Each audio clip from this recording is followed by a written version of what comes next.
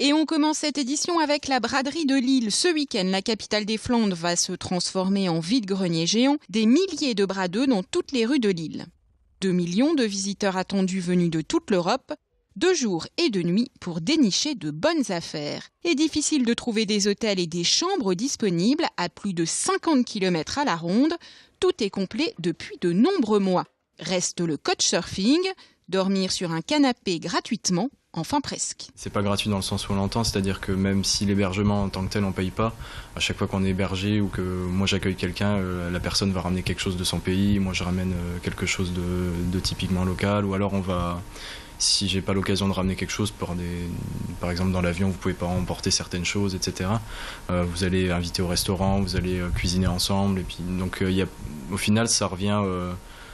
C'est un coût quand même financier, donc ça n'a jamais été la gratuité qui anime les gens là-dedans. Parce que ça va vous revenir au final autant qu'une auberge de jeunesse, voire plus. Donc c'est vraiment l'idée d'être avec des gens locaux qui vont connaître et vraiment de s'imprégner de la culture locale. Plus de 2000 Lillois proposent leur canapé ou leur chambre. Le but, vivre un moment sympathique et convivial. Et pourquoi pas même se faire des amis. Peu importe le confort. Je peux offrir, on va dire 3 couchages décents. Après, si les gens, j'ai un grand séjour, donc si les gens ont un matelas et un sac de couchage, ils peuvent venir. Bon, par contre, ils dorment au sol, donc ils sont prévenus à l'avance. Mais donc du coup, on sera plusieurs, mais l'ambiance sera bonne.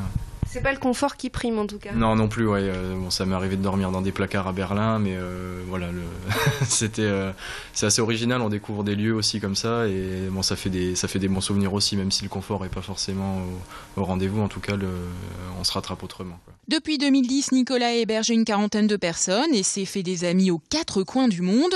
Le simple fait d'être sur Couchsurfing, ça veut dire que les gens aiment voyager, les gens sont assez ouverts d'esprit, ça veut dire que les gens parlent a priori plusieurs langues, au minimum l'anglais. Donc le simple fait voilà, d'être sur Couchsurfing, ça témoigne déjà d'une certaine ouverture.